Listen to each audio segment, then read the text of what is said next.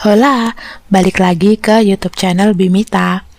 Kali ini akan bercerita tentang bangkitnya semangat seorang wanita yang selama 4 tahun telah dibully oleh keluarga ipar. Kita simak lengkapnya.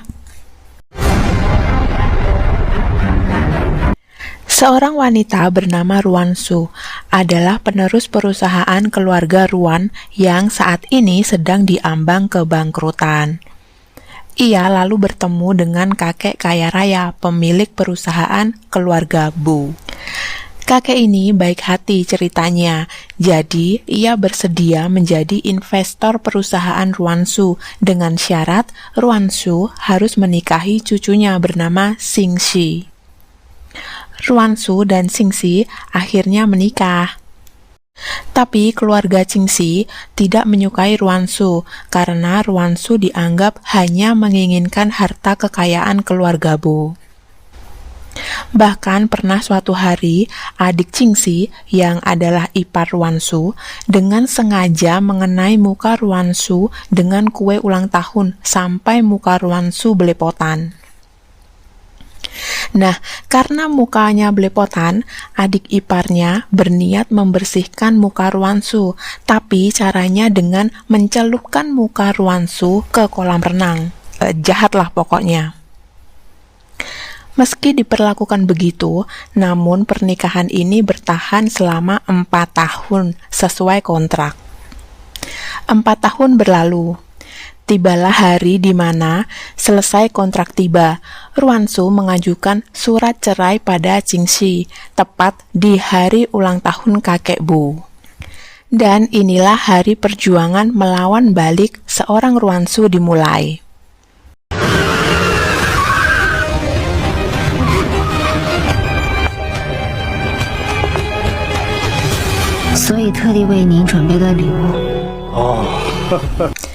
Masih di hari yang sama, adik ipar ini mencoba lagi untuk bertindak semena-mena pada Ruan Su, tapi Ruan Su mulai melawan.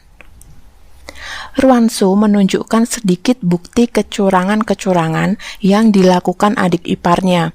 Takutlah adik iparnya itu. Serangannya berbalik, dan sekarang adik iparnya itu mulai takut dan menuruti perkataan Ruan Su. Kembali ke pengajuan cerai, Xing Xi masih belum terimalah dengan pengajuan cerai dari Ruan Su. Tapi nyatanya Xing Xi ini nggak menghargai Ruan Su, tapi tidak mau melepas dia juga, kan nyebelin.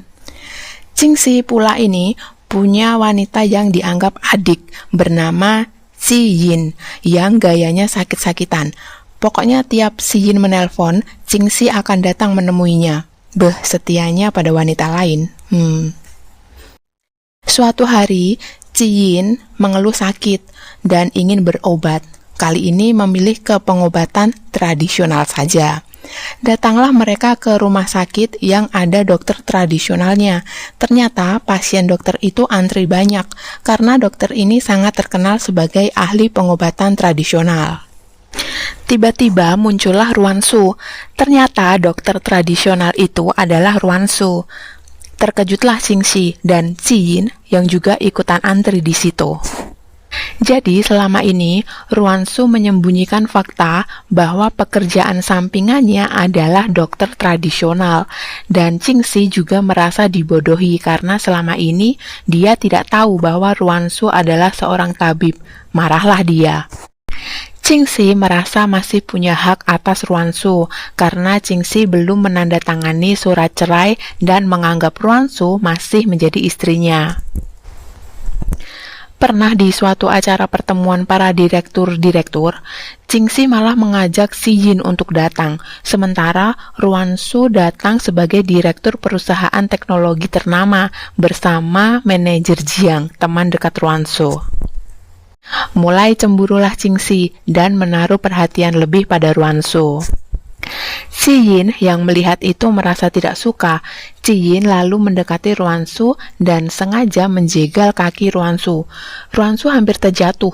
Si Yin dengan pura-puranya berkata pada Xing Xi jika Ruan Su tidak sengaja mengenai kakinya. Nah, malah menyalahkan orang lain Ci Yin ini. Tapi dalam kecurigaannya, Jingxi mengecek rekaman CCTV dan terlihatlah bahwa Ziyin yang sengaja menjegal kaki Ruansu. Beralih ke orang lain, ini ada kakak tiri Ruansu bernama Xinjian. Dia ini jahat. Pernah dulu dia mau melecehkan Ruansu. Dan pembalasan Ruansu pertama adalah untuk memberi pelajaran pada kakak tirinya ini. Masih di malam yang sama, Xinjian ini ingin berlaku kasar pada Ruansu, tapi Ruansu berhasil meloloskan diri. Namun, Xinjian malah mengganggu tamu wanita lain. Nah, barulah Ruansu beraksi. Melalui anak buah Ruansu, Xinjian berhasil diberi pelajaran sampai masuk rumah sakit. Xinjian juga dihubungi polisi terkait kasus pelaporan pelecehan. Ibunya Xinjian yang bernama Li Meimeng, yang juga ibu tiri Ruansu, merasa tidak terima anaknya diperlakukan begini oleh Ruansu. Li Meimeng lalu menghubungi Ruansu dan mengutarakan kekesalannya. Di hari berikutnya, Li Meimeng sampai menyewa orang untuk menculik Ruansu. Namun dasar orang-orang suruhan yang tidak pintar itu, mereka malah menculik Ruansu dan Ziyin dikala mereka sedang bersama. Jingxi mendengar kabar penculikan Ruansu dan segera ingin menyelamatkannya. Setelah sampai di lokasi penculikan, ia dihadapkan dengan pilihan. Ia hanya bisa menyelamatkan satu orang, dan Jingxi memilih menyelamatkan Ziyin yang tak berdaya. Tapi pura-pura, Ruansu yang menyaksikan itu mencoba untuk tetap tenang. Setelah Jingxi pergi bersama Ziyin, barulah Ruansu beraksi. Dan ternyata Ruansu ahli dalam bela diri dan sanggup mengalahkan para penculik itu. Ruansu berhasil menyelamatkan diri dan segera menuju rumah sakit untuk memulihkan kondisinya. Ruansu dirawat di rumah sakit dan dijaga oleh manajer Jiang. Jingxi juga berada di rumah sakit untuk menjaga Ziyin. Namun ternyata dokter mengatakan bahwa Ziyin hanya syok dan ketakutan, tidak ada sakit yang lain. Mendengar kata dokter, Jingxi lega, namun kecurigaan dia akan Xinyi yang berpura-pura sakit makin bertambah. Fokusnya pada Xinyi mulai berkurang. Mengetahui Ruansu berada di rumah sakit, Jingxi juga mengkhawatirkan Ruansu. Perhatian Jingxi pada Ruansu membuat Ziyin tidak suka dan cemburu. Besoknya, setelah keluar dari rumah sakit, Ziyin malah membuat tim bersama Li Meimeng karena tujuan mereka sama sekarang, yaitu ingin mencelakai Ruansu. Aksi pertama mereka, karena tidak berhasil menculik Ruansu, mereka beralih menculik nenek Ruansu. Khawatirlah Ruansu, ya kan? Karena neneknya diculik. Langsung Ruansu menyewa peneliti untuk melacak keberadaan neneknya. Di situ ada pula Jingxi yang berniat membantu Ruansu. Ketemulah lokasi penculikan nenek Ruansu. Ruansu dan Jingxi langsung menuju ke lokasi dan menyelamatkan neneknya. Jingxi ikut marah dan kesal karena perbuatan ibu tiri Ruansu. Besoknya langsung bertindak untuk menarik semua investasi dana yang dia invest ke perusahaan ibu tiri Ruansu. Nah sekarang Li Meimeng yang kalang kabut karena kehilangan sumber dana dari investor. Ditambah lagi, Ruansu telah mengantongi bukti bahwa Li Meimeng melakukan perdagangan ilegal dengan menjual barang antik tiruan. Berbekal bukti itu, Ruansu melapor ke pihak berwajib. Alhasil, bisnis Li Meimeng menghadapi kebangkrutan. Li Meimeng kemudian jatuh sakit karena harus membiayai biaya pengobatan. Li Meimeng sampai harus bekerja sebagai tukang bersih-bersih di perusahaan keluarga Bu. Meski begitu, Li Meimeng tetap menyalahkan Ruansu atas keadaan yang dia alami sekarang. Marah-marahlah Li Meimeng dan memaki-maki Ruansu. Ruansu diam saja, tidak menggubris omelan dari Li Meimeng. Kebetulan Jingxi lewat, dengarlah dia semua omelan Li Meimeng. Jingxi memisah kedua wanita itu dan menyuruh Li Meimeng pergi. Jingxi lalu menenangkan Ruansu. Namun Ruansu berkata, dia tidak membutuhkan perhatian dari Jingxi karena dia juga seseorang yang pernah melukai dirinya dulu.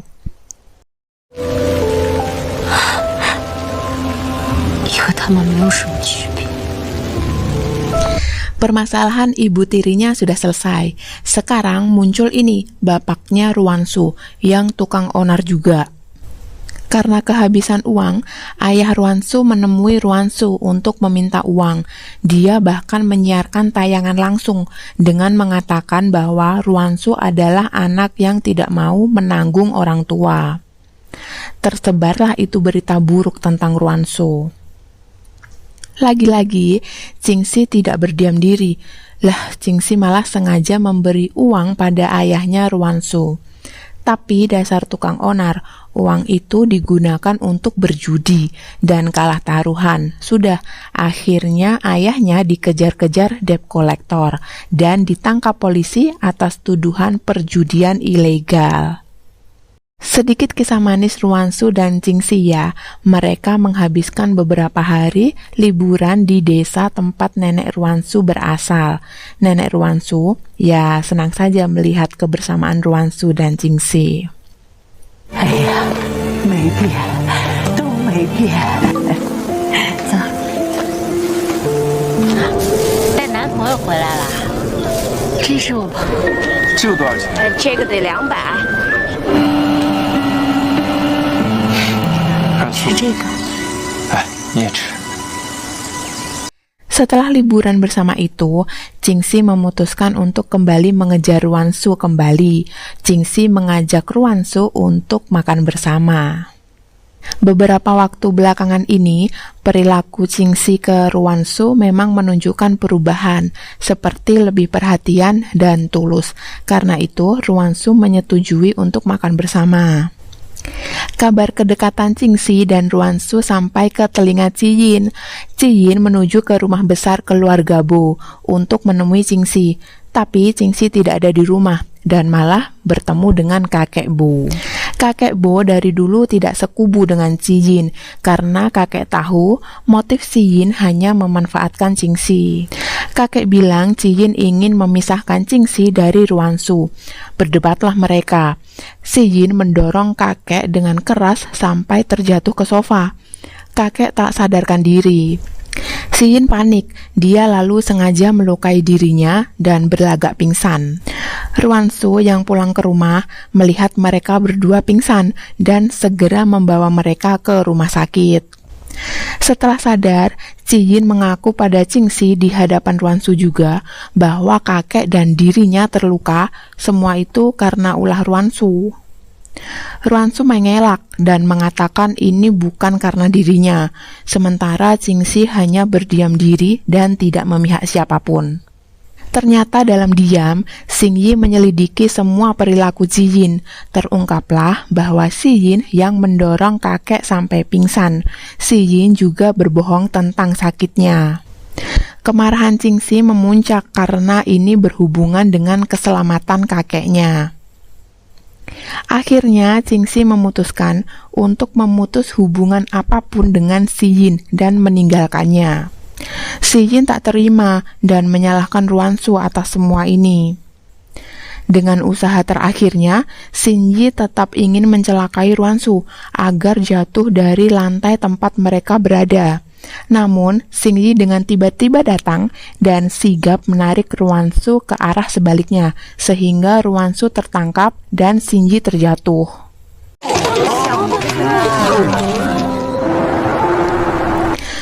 Beberapa hari lewat, kesehatan kakek kembali. Keluarga Bo makan bersama sebagai perayaan. Jingxi dan Ruansu terlihat bahagia dengan sehatnya kakek, dan berdua terlihat bahagia juga dengan keadaan mereka. Dalam usaha pun, perusahaan Ruansu semakin terkenal dan mendanai banyak perusahaan. Jadi nama Ruansu sebagai direktur perusahaan semakin tenar dan dikenal banyak perusahaan. Ruansu juga tetap menjalankan kesukaannya menjadi tabib pengobatan tradisional bagi para pasiennya. Keadaan nenek juga sehat-sehat. Ruansu sering mengunjunginya di kediamannya. Hubungan Ruansu dan Jingxi juga makin dekat setelah orang-orang yang mengganggu mereka tersingkirkan. Usaha Jingxi untuk mengejar Ruansu membuahkan hasil, dan Jingxi berniat untuk meminang Ruansu kembali. Akhir drama ini memperlihatkan kebersamaan Jingxi dan Ruansu. Drama selesai. 谢谢你啊。算赔了也没关系。